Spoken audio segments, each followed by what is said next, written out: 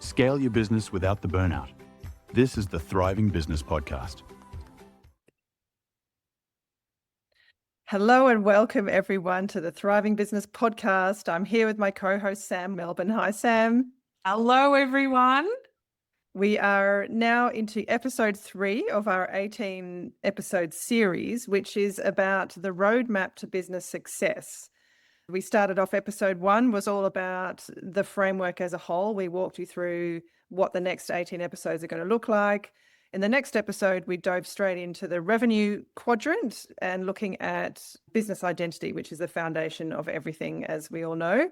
And today we are on to the topic of how to craft an irresistible offer, because that is the engine of your revenue generation model.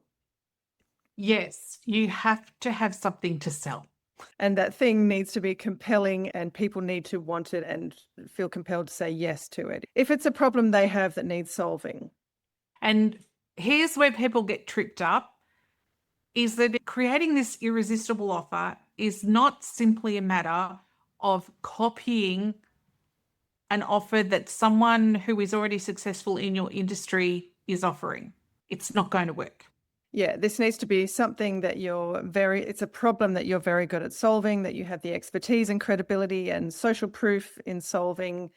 And you and I were having a conversation about this beforehand around how it's really difficult in today's market to get people's attention and to get them to pull their wallets out to spend money with you. And you made a comment about the market used to be sort of lukewarm and then it's cooling off and now it's freezing cold out there. People need a lot of convincing or a lot of trust in you and your brand before they're willing to invest good money, because we're all terrified. It's sort of, that's the economic climate we're in, where we can't afford to lose money. If we invest money, we need to know there's going to be a return on that investment. Yes.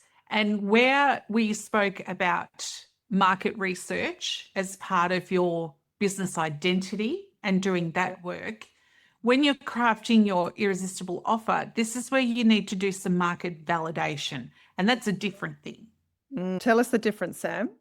So market research is about assessing the market for potentially how many people could be in your customer base and how big this market sector is of the industry that you're entering. And who the competitors are, right? Yes, that kind of thing. Market validation is about ensuring that the market will actually buy what you have to sell. Yes. Yeah. There may be a market out there for soft drink, for example, and, that it's certainly a market that has dominant leaders in it, but just because I've created a soft drink doesn't mean the market that already buys soft drink will want to buy my soft drink. That's right. There may not be a market for hibiscus flavored fizzy water. And you don't know until you test the market and validate that, yes, there is a need and people want it and will buy it. Correct. And too many people want to leapfrog over this market validation part and just get out there, because they are really influenced by seeing so many other people. Everyone else is doing it. Obviously, there's a market for it. But there has to be a market for you. That's right. And I get people coming to me quite often with these great ideas. A recent example was a clothing hire company, not just for dresses, but for general wear. I said, well, I looked at your competitors in the field, and she said, well, there are none. No one's doing this, which this person thought was very exciting. And it could be an untapped thing in the market. But I said, my first question is, why are there no other people out there in the market? So we've got to take a really good look and validate this idea. It's great that you're staying up at night and getting all excited about the ideas you have and so on. But until we know that people are going to pay for this idea, you don't have a business concept, right? So how does one do that process? It's about developing a prototype, isn't it? And going out and testing the market. And, if you've got a product to sell, then yes, it's a prototype. If you're selling services, then it's a matter of offering those services. Usually that's at a reduced price, but here's the part that people forget. It's not just about reducing a price. In exchange for that reduced price for my services, I'm going to want something additional from you in the form of a testimonial, a review, feedback, so that I can improve this for, going out to the broader market. There has to be that exchange. That's right. Like that whole process of actually, you and I were talking about the chicken and egg thing. It's really hard for startups or new businesses in this world where the market demands social proof, credibility, 100+ Google reviews. People just want that confidence in a brand before they invest. And it's tricky when you're trying to build that social proof. So what you're suggesting is, a great way for businesses to get started is go to market with a really compelling, irresistible offer that we'll get into.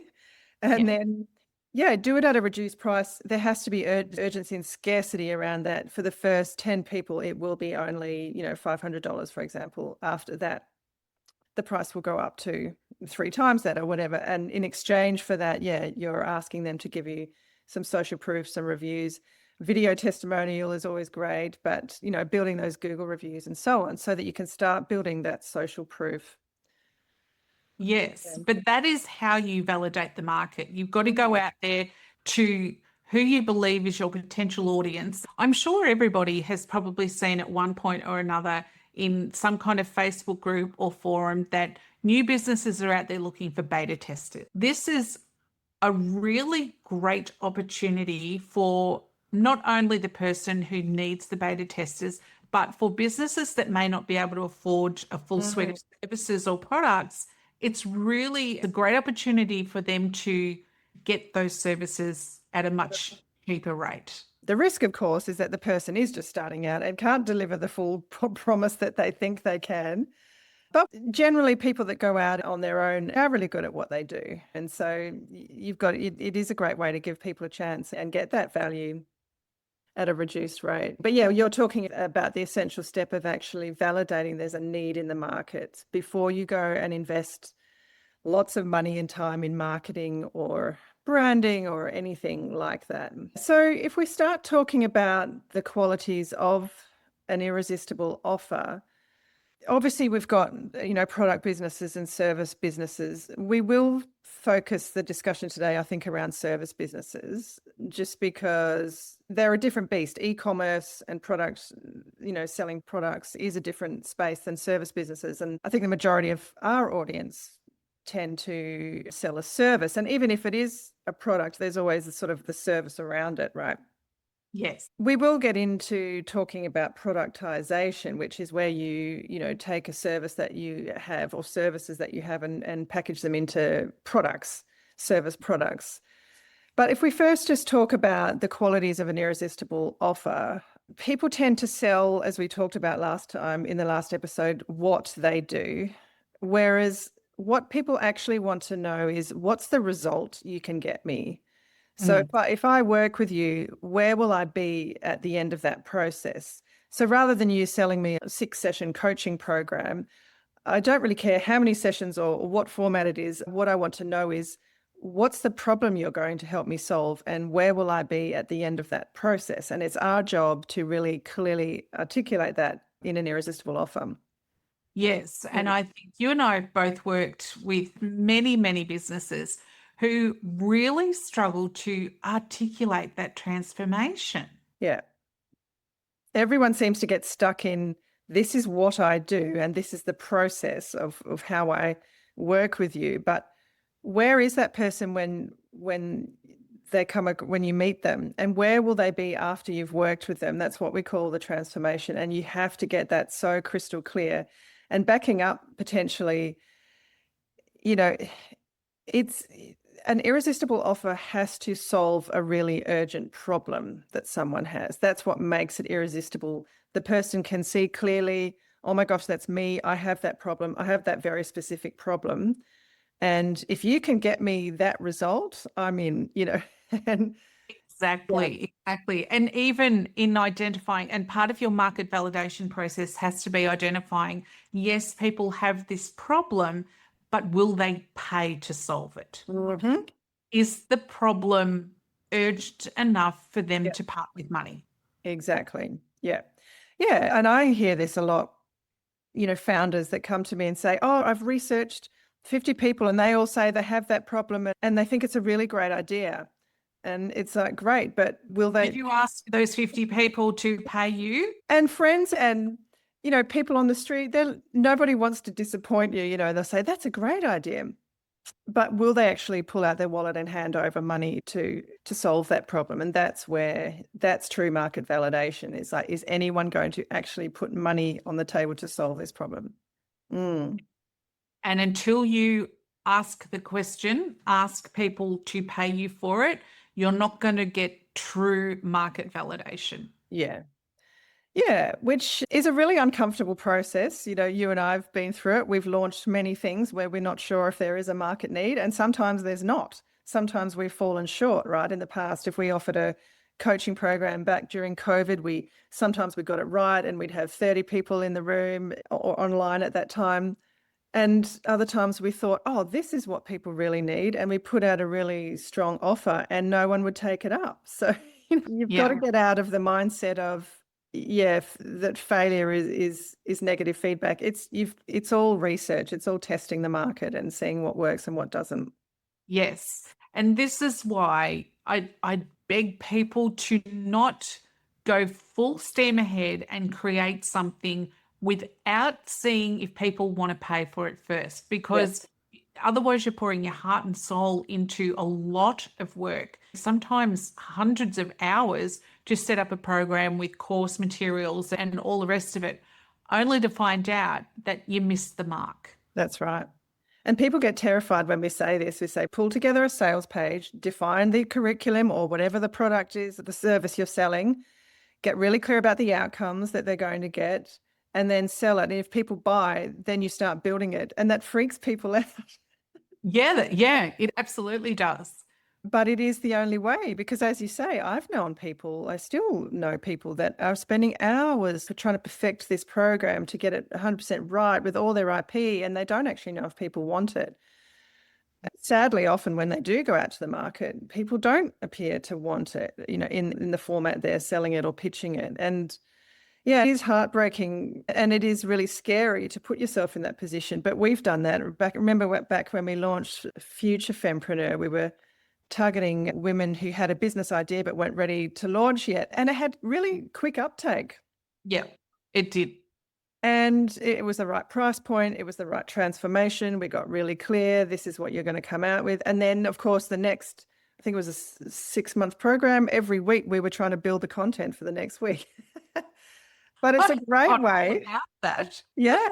Every week it was like, oh my gosh, we've got to get the next workbook ready. And because the students or the people, the clients had paid the money, we had to, deliver these workbooks, show up, do the coaching. And it is a great way to develop a product or service very quickly, because the clients then, the paying customers, hold you accountable to delivering. So, yeah. And also, you're getting feedback every week as to whether you're what's the right needed. direction. Because, you might have the full thing mapped out in your head, and this is the thing that we might know what people need. Yeah. But people don't buy needs, people buy wants. That's right. So you might know 100% that they need to turn up to coaching every single week. They may not want to, and that's going to stop them from buying. That could be, and that's an example for a coaching service, is that the cadence of the coaching could be a deterrent until you've actually worked with some people to validate this audience needing my help. It's going to need my help in this way. It doesn't have to be one-on-one coaching every week. Can it be group coaching? Yeah. There are so many different ways in which you can offer services. Yeah. But that offer of how you do this has to align with the want people have. Yeah. And so selling something and then delivering it as you go, you're 100% right that we used to hear what they wanted and needed. And we actually pivoted our approach along the way to give them what they needed. And I think in the end, it was a group coaching program, that particular one. And we ended up offering one-off private sessions because some of them just needed half an hour one-on-one to talk about their specific problem or business. And then they quickly, took that up as well.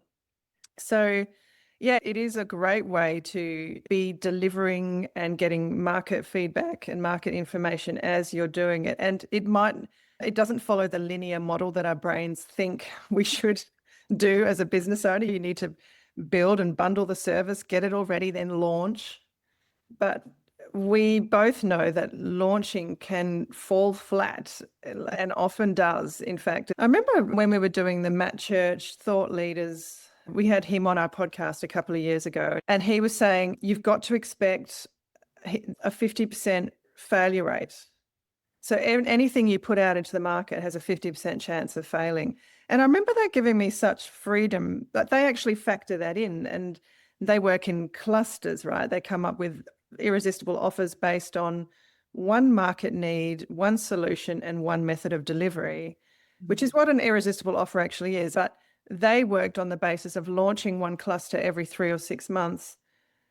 I think their model was you launch one every 3 months. So by the end of the year, that's 4, but only 2 will stick and the rest will fail. And that's their process of figuring out which ones actually work. And so that can be really liberating, rather than pouring your heart and soul into something and then the stress of thinking this has to work and people have to buy. And that never works, as we know. Energetically, people feel the desperation. Whereas when you can go to market with something you know solves a genuine problem that people will pay for, it takes all the stress out of it, and you can just show up and very confidently say, hey guys, if you have this problem, we can solve it. So, Kate, let's talk about the essential components of an irresistible offer. I'm going to throw number 1 into the ring, and it's a word that I wrestle with, and this is really embarrassing because I can never say it properly. Everyone's got that one word. Yeah. Here's my very public attempt. Okay. I have to make my brain concentrate. Specificity. Yes. Well done. First time, you got it. Because I've practiced before. What does specific mean? It has to solve a very specific problem for a very specific person. And later on, when we get to talking about marketing, it'll really sink in how very, very important this part is. And so can you give us an example, Sam, perhaps with the 08.com, your brand? Yeah. What's the specific problem and what's the specific kind of person that has that problem? Okay, so please don't look at my website right now, Kate, because I've just been building out a sales page for a new service that we're going to start offering. Well, that explains, because I did just look it up and it did come with a it's not live at the moment, right? Yeah.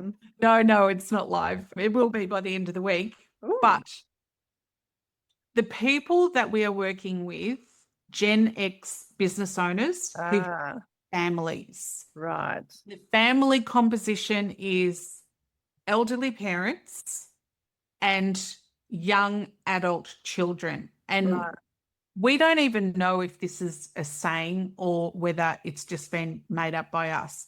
But we are talking to an audience of Gen X small business owners who are in the family sandwich. Like trying to run a business and juggle all the things. Trying to help and support young adult children who are at the point where it's like, when we were their age, it was moving out of home, thinking about buying a house, all of those sort of things that are pretty much off the table for most of the early 20-ish. And also we're at the age where our parents now, are needing care. They need to go into facilities and things like that. And they're insanely expensive and generally involves having to, sell the house that you may have grown up in because your parents are still living in it. And it's a lot of pressure to sit on these Gen X business owners. So what we are focusing on with our new service, which is kind of like an introduction to working with us before our bigger program, it's helping them sort out their money. It is to help them. We've created a dashboard, which I use, and it's a done for you service. Right. They're overwhelmed, and this is really hard for people to get off the ground. So we set up their dashboard, we plug in the numbers that they give us, and then we can give them an action plan of what they need to go and do. Right, to increase profit. Or Just take away the stress of managing money, because most of Right. these business owners are doing well, they've got revenue, but they Yep. don't have 2 cents to rub together, and they just, the money's going. So it's the classic thing where the money's coming in, but there's none left to pay, none left One over. door and out the other. Yeah, right. And then, because I Yeah. know the O8, your brand was originally set up as well to help harness AI systems for efficiency and so on. Is that part of Yes. this, or is? That's part of our bigger program. Yeah, okay. Yeah. So when we talk about bottlenecks in business, the most urgent one usually is money, Yeah, the Yeah. one that our audience struggles with the most. that's right. We are addressing that with a smaller offer. And how much is that offer? This is an important point that we talked about before, which is that you called it SLO, which stands for? Well, this isn't an SLO because this is quite a comprehensive service that we're offering. Okay. But yes, we will talk about SLOs later. We don't have one, but yes. So what we set up is it's a one-off setup fee to have us do all of this and create the report of what they've got to go and do.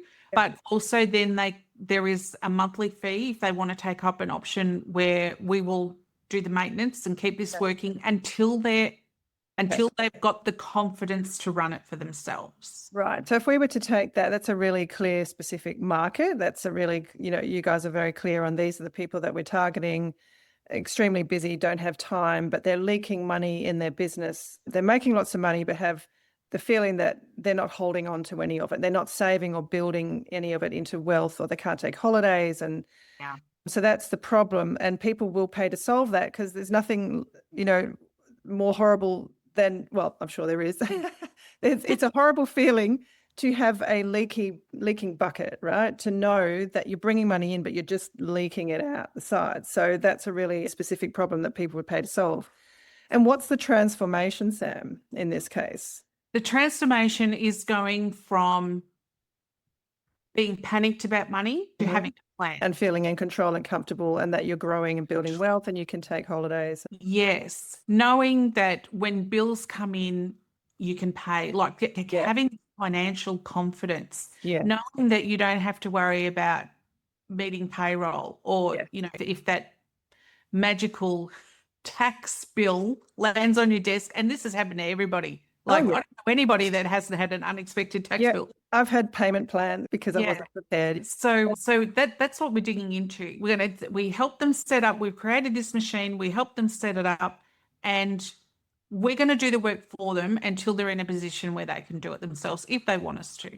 Which is great, because that specific market is too time poor to learn how to do it themselves and implement it. So the delivery method there is in tune with what the market needs. And for those we're talking to, anybody out there who is going to market to an audience that is already stressed and overwhelmed, and they need to invest time to get the outcome, they're not going to do it. There's a disconnect there. Yeah. And for everyone listening, we are going to get into this juicy stuff that Sam's talking about in the second quadrant when we talk about profitability and keeping the money you earn. So we're going to be doing a deep dive into Sam's approach, which is based on the profit first model, which I've been using, and it is a game changer. So it's taking that money and plugging the holes in the bucket to make sure you keep it and put it where it needs to go. So hold on to that thought. In this case, when we're talking about irresistible offers, so you've got a very specific market, a very specific problem that they have, and a very specific result, which is to go, and the transformation is going from panicking, stressed, anxious, we've got all this money, don't know where it's going. It's like sand through your hands. And then we're going to take them to a situation where they feel in control, they're keeping the money, they're spending it where they want to, they're building profit and wealth, and it gives them calm and a feeling of peace. And, if I always say with an irresistible offer, if people can make an emotional connection to that end result that you're presenting to them, they will pull their wallet out. If they can see themselves having that result and getting to that end point where that is the truth for them, they will invest. The only catch is they need to know that you have the credibility to get them there. Yes. Where irresistible offers, that would be another quality. So if we were to say the first one that you mentioned is to be specific, it has to clearly identify the transformation. Where are they now? Where will they be after working with you, that has to be really compelling to them and emotive for them. An irresistible offer has to show credibility that you have the smarts to help them get this result. And I've got a really good example of this recently where I have mentioned the client that spent $60,000 on a marketing campaign without a single sale. When I went in, I was looking at a TikTok channel, and it was very clear that people just didn't trust that she had the qualifications and the experience to deliver the promise that she was saying she could. Yeah. It was a credibility issue that she had.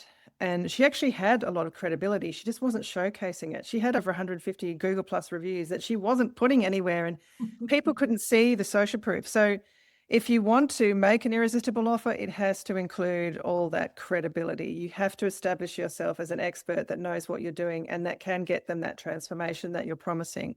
Because her transformation sounded amazing. People were interested, but as soon as they asked questions about her credentials, she didn't think that was important, so she wasn't addressing it properly and losing sales as a result.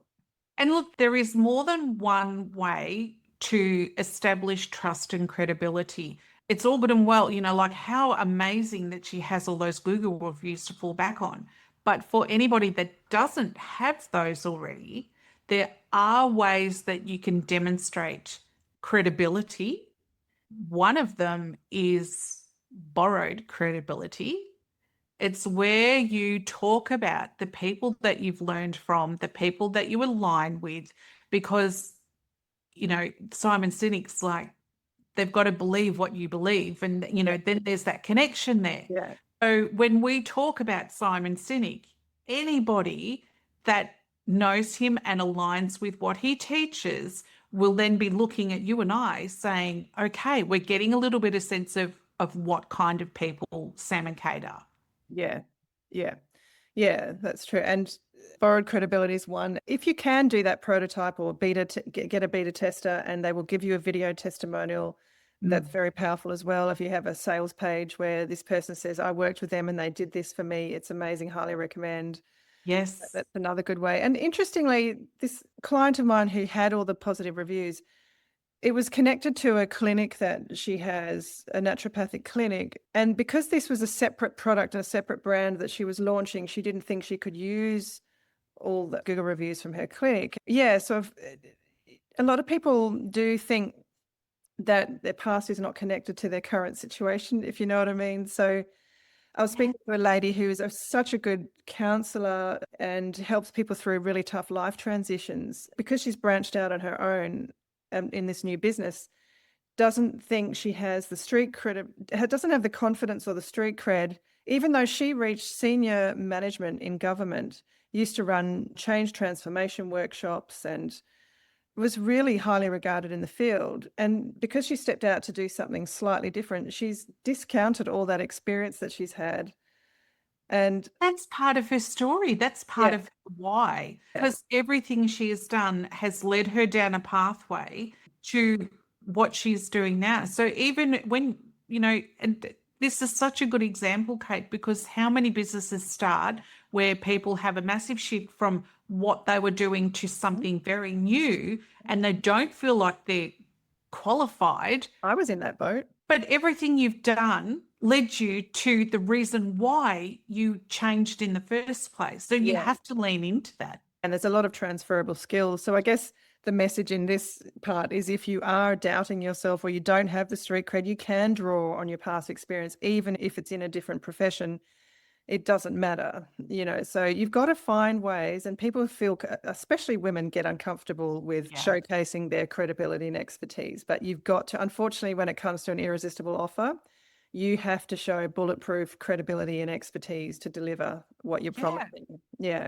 If you're heading to a seminar or a workshop or doing some kind of training, you need to flex on that. You need to post that on social media to say, like I said, borrowed credibility. This is who I'm learning from. And you can't pay that person because they're $10,000, but this is what I'm bringing and I'm learning from them. So there's a little bit of them coming with me. If that's what you're looking for, you can get me for $1,000, as an I know a lot of coaches that ride off the back of their mentor, like the Grant Cardone method or the action coach method. They're all using that as their credibility, the borrowed credibility. Yeah. So that's, what else is there, Sam? We've talked about the specificity. We've talked about the transformation. Pricing we should touch on as well. And then productization. So pricing is a tricky one, and we are going to do a deep dive into that one when we get into quadrant 3, which is about grow, like how to grow, how to price for growth. So we will do a deep dive on that, but we kind of need to talk about it in terms of irresistible offer because it's important. And if the price isn't right, people won't say yes. That is true. But the natural thing that people do is when their offer isn't selling, what do? The first thing out of the gate is slash the price. Yeah. Probably the worst thing that you can do. If you've priced something to what you think it is worth as far as value goes, then before you start adjusting pricing, you need to look at other mechanisms that might need adjusting. Yes.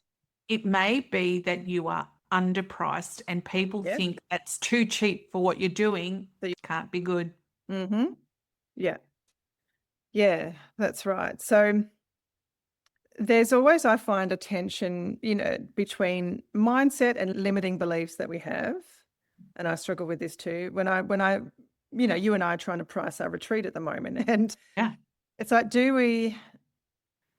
there is a price that the market will pay for things. There is a tolerance. A price tolerance. So you can price yourself out of the market where people are just like, oh, that's out of my reach. But then there's the opposite that you said, that you underprice it and people think, oh, well, that can't be very good. They're not very confident in themselves if they're only charging that much. There is a tension between what the market's willing to pay and what you think you can charge. So it's a tricky one. Yes, but you've got to think of it in terms of the relationship between your product, your irresistible offer, your service. They're all interchangeable as far as this conversation goes. But you've got to think about the relationship between what you're offering and the audience that you're trying to sell to. And I'm going to use handbags as an example.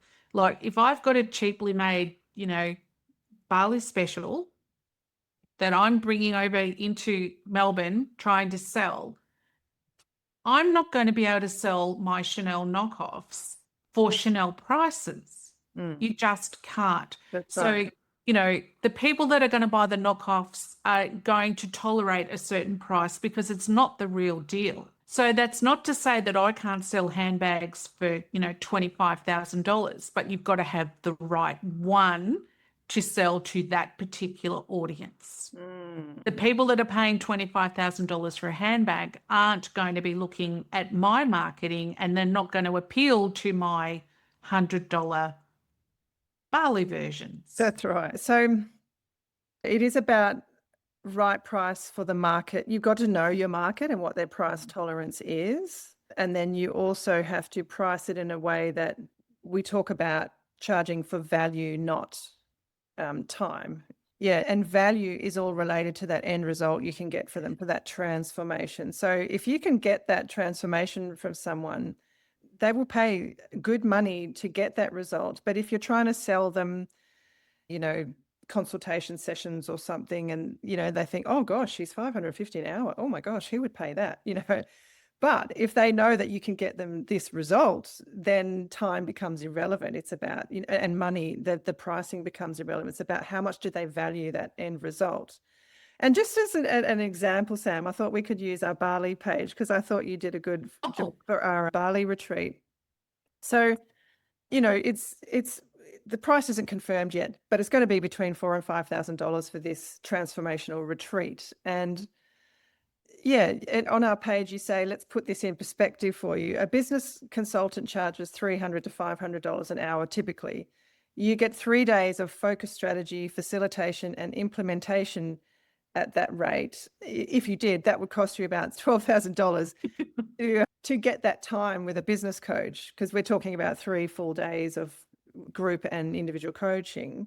And that's without the accommodation, the meals, the community, or the accountability structure that keeps you working after you leave, all of the transformational results that you'll get.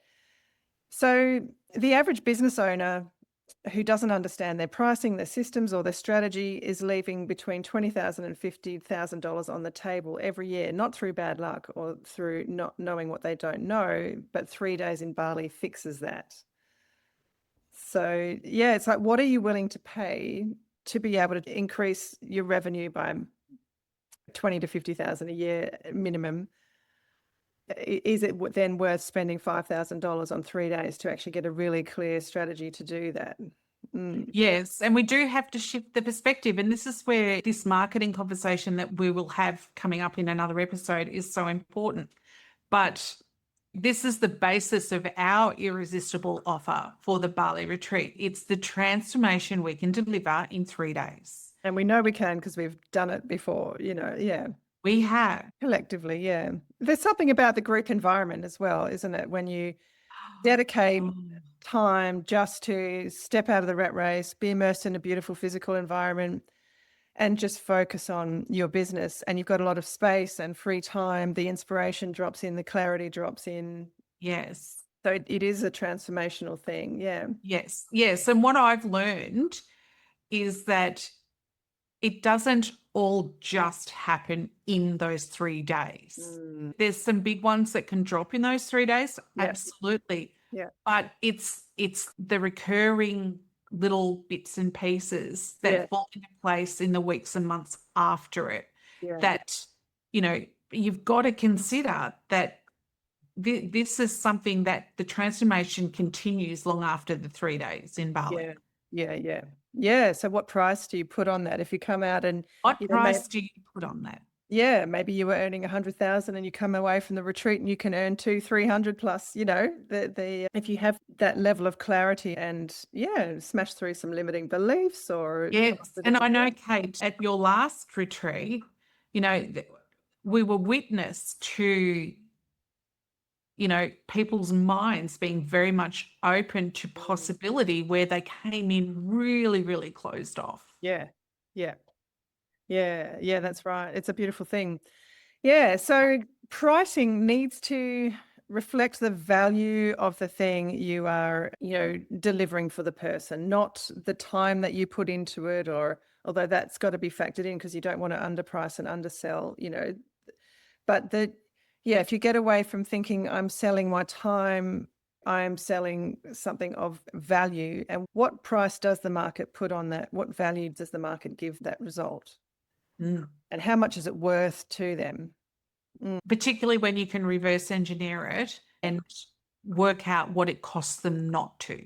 That's right. What's the cost of not doing it? The other thing we do need to touch on is risk reversal. It's really important. Oh, yes, I've got that one. That's the very next point I've got noted here, Kate. Good. Risk reversal. And this is because the market is really skeptical. They don't trust anyone. Like, they need to see, not just see the credibility, but they also need to see that if they do invest this money, there's a way for them to either get a refund if it doesn't work, or there's a guarantee of some kind. And I know coaches that do this, where they say, work with me and I will guarantee a 2-for-1 return on your investment minimum. So if you spend $3,000 a month with me, I will make sure you're making $6,000 additional to cover that. So then it's a no risk. There's no risk for the buyer basically in that situation. That's right. Yes, the responsibility has definitely shifted off the customer and onto the service provider and the business owner now, which is something that we haven't seen before. It used to always be buyer aware, but times have very, very much changed. Yeah. So, for anybody that is having a heart attack right now, thinking about all these, rip-off customers that are going to come to them and get a transformation, but then ask their money back. These risk reversals have to be very carefully crafted. Yeah. Because you might offer a money back guarantee, but particularly in the coaching space, or when you're providing a service, there have to be caveats to that.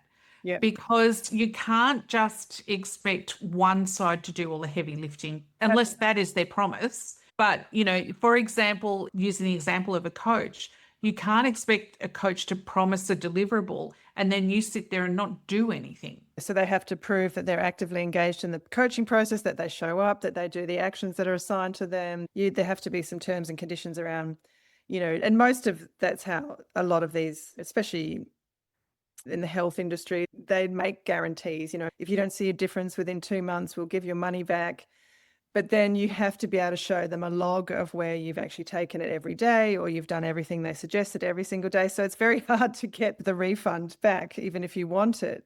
So in that case, sometimes they feel a bit gimmicky. But I do think risk reversal does show that you're willing to take responsibility for the outcome, and that you're so confident in your ability to get that outcome for them that you will offer them 2 for 1, or for every dollar you invest with me, I'll make sure you get 2 times that in terms of revenue and return. Because this is about creating a relationship with somebody, and relationships need 2 parties to be actively involved. So the risk reversal of providing a refund has to be about, I know that I can help you, but you have to step into this wanting to also help yourself. You need to step into it and listen to what I'm telling you and do what I say, or it's not going to work. And that can't be on me. That has to be on you. Yeah. It's on me if you do it all and it doesn't happen for you. Yeah. That's then on me. That's right. And so I guess if you're a service business, what could you offer in terms of a guarantee or a refund, or something that you can say, I'm willing to put skin in the game here and back myself and say that I can get you this result. And if not, this is what I can offer you. So have a good think about how you could reverse the risk, is what they're saying. So typically the risk is with the buyer, but you've got to reverse that risk for them so that they feel literally that there's no risk in investing with you. They're going to be safe. Their money that they spend will be a safe investment. It is one of the psychological elements to creating an irresistible offer and making it a no-brainer for them to say yes. It has been easy. But it has to be that the buyer feels like they have nothing to lose and everything to gain. Exactly. And what you said is true across all of this. It's all psychological elements, isn't it? That people need to tick off in their brain. Is it safe? Is it credible? Am I going to waste my money? Will I be able to get my money back if it doesn't work? It's addressing all their fears and concerns. Yes. People do not want to be wrong. Yeah. That's right. They definitely don't want to be burned. There's a lot of really skeptical people out there, including myself. Yeah, it takes a lot for me now to pull my wallet out and invest in someone's product or service, because I guess we do get burned, and we want to make sure that the money we spend is a worthwhile expense. Yeah, So, absolutely. in the last few minutes before we need to wrap up, we'll touch on productization, which is when you have a service-based business. How could you put your services into different bundles that people pay for? And, we used to do this in coaching. We'd have a very basic program, which would be just 1 session a month to keep people on track for 12 months, and they'd have access to a few other things. The middle tier would be 2 coaching sessions a month, which we know creates more traction, more momentum. So they're meeting it with us every 2 weeks, and then they'd have some other advantages around that. They'd have access to the group coaching and a whole bunch of other things. And then there was the VIP, the highest tier, which was for those that really want to go hard, fast. And that was a meeting weekly and really intense one-to-one coaching. And some people want to pay the premium for that. They want the results quickly, and they'd invest $20,000 up front because they want that intensity of getting where they want to go. So it's about having products that suit where someone is at in their journey. And we always say the psychological element is 3. Don't have too many offers because that's confusing. The confused person never buys, but have more than 2 because you don't want it to be a yes, no answer. 3 is just, you see it on every single website, right? There's 3 options. And yes, the rule of 3, it makes the brain very, very happy. Yes. There's so many different parts of this where we invoke the rule of 3, but office is definitely one of them. Yeah. So give people 3 options. They typically end up going for the middle one. Or when you go to a website and they say most popular or most recommended, and it's always the middle one. But it's about having products that can suit people at different need levels and different budget levels. And so irresistible offers also tend to bundle things. So they're not just getting your time, but maybe they're getting something else to go with it, whether it's a free resource or a standalone course that they get for free. How can you bundle your products and services into, it's true for product businesses as well. If you can bundle your products into certain, offerings, that also works, but particularly in service businesses, what could you bundle into 3 different products in your business that's a lower investment, medium investment, and higher investment? Yes, and try and think outside the box of just adding more time, because that has potential to fracture your business when you're just relying on time commitment. So you've got to think around other things that can support the work that you're doing, not necessarily the work itself. So for example, as a coach, you might have templates that you provide your customer. You may have an ebook, a guide, like all these there's a lot of digital products that you could provide for support. Maybe it's access to a private community. There are lots of different ways that you can add value without adding time. And it does take time to develop those things up in business. So if you're starting out, sometimes it is just your time you're selling, but you have to think about bundling it in a way that's, not going to leave you burned out and giving too much of yourself. But interesting that you said that term, psychological elements. All the things in an irresistible offer are all the different psychological elements that you have to consider. Have we missed anything, Sam, before we wrap up? Oh, look, I think the only thing that we would add into the mix here is talking about scarcity. Now, we've all seen those wretched timers. Yep. No one trusts them. It's 2026. No one trusts the timer anymore. There is more trust around limiting numbers. For example, I can only take on 3 people this week. Yep. Then get in before the timer runs out. And then, a week later, the timer's still going. Yeah, that's right. It's like, I thought it was out last week. Genuine scarcity works well. Yeah, we can only take 10 people to Bali, for example, or 15, I think we decided. 15, we said, because there's 2 of us, so we can manage to increase that a little bit because there are 2 of us. Yeah. And, we know that with 15 people, we can still give them amazing attention. Yeah, that's right. But then if you snooze, you lose. If you miss out, then we can't take more than 15, so that's the genuine scarcity. Yes. And in that situation for an event, a timer is also genuine. But, for an evergreen course, you can't put a timer on that and say it's scarcity. Yeah, that's right. And people are a bit wiser now to those mimic marketing gimmicks, that. Yes. And look, scarcity is a really critical element because it does motivate people to move. It does. And sometimes they need that little cattle prod to get them to actually press the button. It works a treat. If there's an actual deadline and it's gone, that can work really well. Yeah. Yes, but only if it is actually genuine. Yeah. And so we've offered an early bird to the first 5 people that sign up for a retreat, for example. Yes, we have. It's a really good way of getting people to act quickly and actually make the decision. Because if they don't act early, they're going to end up paying another extra $500-$600 plus to have the same experience, right? So things like that can work really well and that's what urgency is. It's about giving people an incentive to make a decision now rather than thinking, oh yeah, I'll do that next week. Because next week they've forgotten the website that they were on. The algorithm knows what it's shown you, knows what you've Google searched, knows what you've hung around and watched on TikTok and Instagram and Facebook. And so if you don't capture people's attention in the right way and encourage them that now is the right time to buy, the algorithm is going to show them 10 other businesses that are doing similar things to yours. That's right. You've got to stand out. This offer has to hit the mark. So if you need help with your irresistible offer, we are going to be running a workshop on the 15th of April.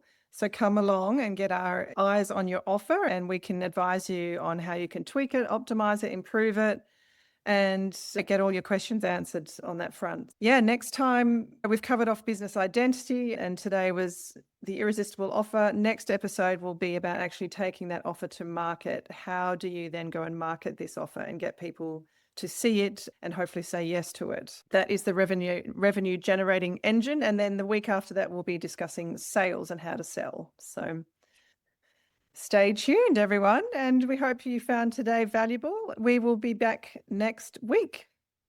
Bye. You've got the strategies, now let's build the systems. Whether you're joining our workshops or transforming at our Bali Business Retreat, we're here to help you scale without the burnout. Visit thrivingbusinesspodcast.com to join our community. Until next time, keep building a business that thrives.